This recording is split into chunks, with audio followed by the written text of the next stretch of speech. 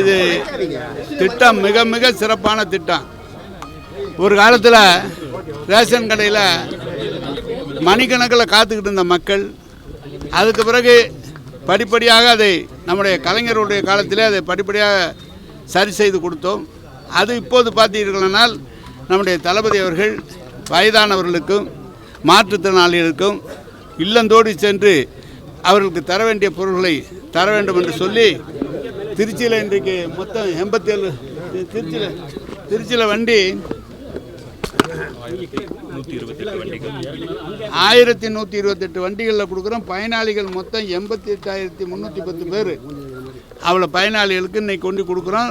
இன்றைக்கி மட்டும் 80% பொருட்கள் வழங்கப்பட்டுவிடும். எல்லா இடத்துலையும் திட்டமிட்டபடி போயிட்டு இருக்குது. அதனால் இது ஒரு சிறப்பான திட்டம். இவங்கெல்லாம் வயதானவங்கெல்லாம் போய் காத்திருக்க வேண்டியதில்லை. வீடு வழியாக வந்துருச்சு. தேர்தல் நேரத்தில் சொன்னதை நம்முடைய மாண்பு முதலமைச்சர் அவர்கள் நிறைவேற்றி இருக்கிறார்கள். வேற ஏதாவது கேட்டீங்கன்னா தொடர்ந்து போராட்டம் நடந்துட்டு இருக்குது. இதுவரைக்கும் துறை அமைச்சர் போகலன்னு எதிர்கட்சிகளே கூட்டணி கட்சிகளே குற்றம் சாட்டுறாங்க. துறை அமைச்சர் இல்லைங்க, துறை அமைச்சர் நானும் போனேன். 4 நாள் போயிருக்கேன். 4 நாளும் பேசியிருக்கோம். கிட்டத்தட்ட 300 பேர் திருப்பி வேலைக்கு வந்திருக்கிறாங்க. அவங்களோட தொடர்ந்து பேசிகிட்டு இருக்கோம். நீதிமன்றத்தில் வழக்கு இருக்கிற காரணத்தால் அந்த வழக்கை பிடிச்சிட்டு அவங்க வரேன்னு சொல்லியிருக்கிறாங்க. நேற்று கூட எல்லா இடத்துலையும் பேசிட்டு தான் வந்திருக்கோம். தலைவர் முதலமைச்சர் அதை சுமூகமாக தீர்க்கறதுக்கு எல்லா ஏற்பாடுகளும் செய்து. வட மாநில தொழிலாளர்களை துப்புரவு பணியாளர் இறக்க போகிறதா? அதெல்லாம் ஒன்றும் இல்லைங்க, அதெல்லாம் ஒன்றும் இல்லைங்க. நம்ம மாநில தொழிலாளர்கள் எல்லாம் தொழிலாளர்லாம் நம்ம ஆள்கள். அவர்கள் கேட்குறாங்க. கேட்குற பிரச்சனை எது முடியுமோ அதை செய்து கொடுத்து பிடிக்க சொல்லி முதலமைச்சர் சொல்லியிருக்காங்க. தேர்தல் வாக்குறுதி நிரந்தர பணி தரணும்னு சொல்லி அதெல்லாம் இல்லை நிரந்தரப்படுத்துறதுக்கெலாம் அது முதலமைச்சர் பார்த்து முடிவு எடுக்கணும். நிரந்தரப்படுத்த இப்போ சொன்னார், நேற்று அதிமுக அமைச்சர் சொல்லியிருக்காரு 17,000 பேரை நாங்கள் நிரந்தரப்படுத்தியிருக்கோம் அப்படின்லாம் சொல்லியிருக்காரு. ஆனால் துப்புரவு பணியாளர் என்று போடப்பட்டு அவர்களெல்லாம் துப்புரவு பணிக்காக போகவில்லை.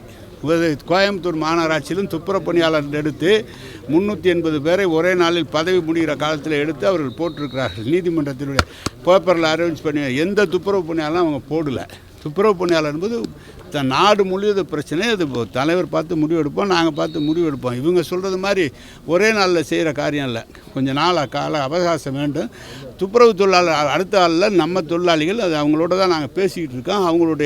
அவங்களுக்கு தேவையானதை செய்து தர சொல்லி நிச்சயமாக முதலமைச்சர் சொல்லியிருக்காரு. பேச்சுவார்த்தையில் முடிவு செய்யப்படும். சுதந்திர தினத்தன்றைக்கு கொடியேற்ற விட மாட்டோம் எங்களோட போராட்டத்தை. ஏங்க அதெல்லாம் ஒன்றும் இல்லைங்க. அதெல்லாம் ஒன்றும் இல்லை. நான் தான் சொன்னேன், நீங்கள் துறை அமைச்சரே போகல. நீங்கள் 4 தடவை நான் போயிட்டு வந்துட்டேன், பேசியிருக்கேன்.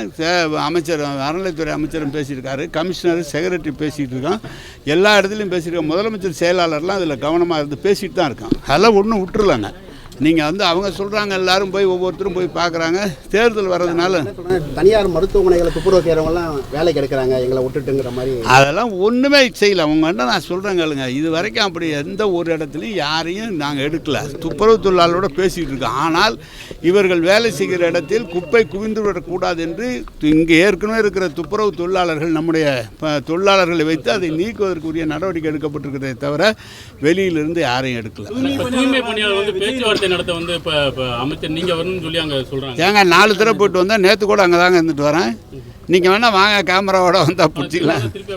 தூய்மை பணியாளர் சொல்கிறாங்க. ஏன்னா அமைச்சர் ஏங்க நாங்கள் அந்த தலைவர் 4 பேர் இருக்காங்க, அவங்ககிட்ட தான் பேசினோம். நேரடியாக ஸ்பாட்டுக்கு போகல, அவங்கள தான் அழைச்சி வச்சு மாநகராட்சியிலேயே பேசினாங்க. சரி, வேற பேச்சு.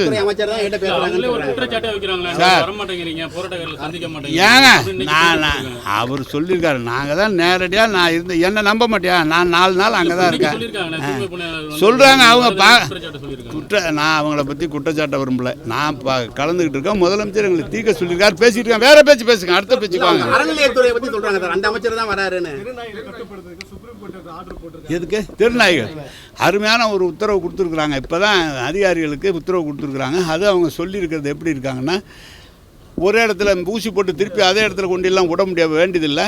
இதை போய் அந்த விலங்கியல் ஆதரவாளர்கள் இது வந்தால் நடவடிக்கை எடுப்போன்னு சொல்லியிருக்காங்க. அதனால் நாய்களுடைய தடுப்பூசி போட்டு அவங்களுடைய அறுவை சிகிச்சை செய்து நாய்களை ஒரு இடத்துல பாதுகாப்பாக வைக்க வேண்டும்னு உத்தரவு சொல்லியிருக்கு. அந்த ஆர்டர் காப்பி வந்தவுடனே மாநகராட்சியில் அது செயல்படுத்தப்படும். தமிழ்நாடு முழுவதும் செயல்படுத்துவோம். இது பெரிய பிரச்சனைங்க. அது எங்களுக்கு இப்போ தான் கொஞ்சம் வாய்ப்பு கிடச்சிருக்கு. அதான் நாங்கள். ஆனால் இப்போ தொடர்ந்து தேர்தல் நெருங்கி வரும் நிலையில் இப்போ ஏகப்பட்ட திட்டம் இப்போ தான் அறிமுகப்படுத்தி எல்லாத்தையும் மக்களுக்கு செயல்படுத்தணும்னு சொல்லி எதிர்க்கட்சி குற்றம் சாட்டுறாங்க. இப்போ நானும் செஞ்சோமே, அதுக்கு ஒரு பாராட்டு நீங்கள் சொல்லுங்கள். நீங்கள் ஏங்க 4 வருஷம் இல்லாமல் இப்போ செய்கிறாங்க அப்படின்னு எப்படிங்க நிதி நிலைமை வந்து தேர்தல் நேரத்தில் 520 வாக்குறுதி கொடுத்துருந்தா தேர்தல் நிதி நிலைமைக்கு ஏற்ப தான் ஒன்று ஒன்றா செயல்படுத்த முடியும். ஒரே நாளில் எப்படி செயல்படுத்த முடியும்? எந்த அரசாங்கத்தில் செயல்படுத்த முடியும்? எத்தனை சதவீதம் வாக்குறுதி நிறைவேற்றிருக்கோம் சார்? கிட்டத்தட்ட தலைவர் சொன்ன வாக்குறுதிகள் காட்டும் சொல்லாத வாக்குறுதிகள் நிறைய நிறைவேற்றியிருக்கிறோம். அதிலெல்லாம் ஒன்றும் இல்லை. அவங்க ஏதாவது சொல்லுவாங்க, எதிர்கட்சி தேர்தல் வந்ததுனால குறை சொல்கிறாங்க. நீங்கள் வந்து பார்த்தீங்கன்னா மக்களுடன் ஸ்டாலின் இப்படி ஒரு வரவேற்பு பெறும் நாங்கள் நினைக்கல. அதாவது பாரம் வாங்குறதுலேருந்து அதே மாதிரி மருத்துவ முகாம் இன்றைக்கு மிக சிறப்பாக நடந்துக்கிட்டு இருக்குது. இப்போ ரேஷன் பொருட்களை கொண்டு விநியோகிக்கிற திட்டம் நடந்துக்கிட்டு இருக்குது. இன்னும் 8 மாதம் இருக்குது ஆட்சிக்கு. எல்லா திட்டங்களையும் சொல்கிற நேரத்தில் செஞ்சால் ஏன் அவ்வளோ லேட்டாக செய்யலாங்களா? செய்யலைன்னு சொன்னால் அது எப்படி செய்கிறோம்ல? அதான் இப்போ மீண்டும் வந்து தூய்மை பணியாளர்களை எப்போ போய் சந்திக்கிறீங்க? எப்போ அந்த போராட்டம் முடிவுக்கு வரும்? இன்றைக்கு நாளைக்குள்ளாக நீதிமன்றத்தில் வழக்கு இருக்குது. அது முடிஞ்ச உடனே முடிஞ்சிடும். எல்லாம் தம்பி வா தம்பி நகர் தம்பி ஒரு பஸ் ஸ்டாண்டில் வந்து இப்போ லேசர் மலைக்கு அங்கங்கே வந்து மழை நீர் தேங்கி இருந்துச்சு. எங்கே பார்த்தா இப்போ எந்த இடத்துல தேங்கியிருக்கா கரெக்ட் பண்ணிடுறோம். அதில் என்ன இருக்குது அதெல்லாம் பார்த்துருவான். அப்புறம் இந்த கிட்னி திட்டில் 2 ஹாஸ்பிட்டல் நகர் தம்பி பரிந்துரை பண்ணியிருக்காங்க.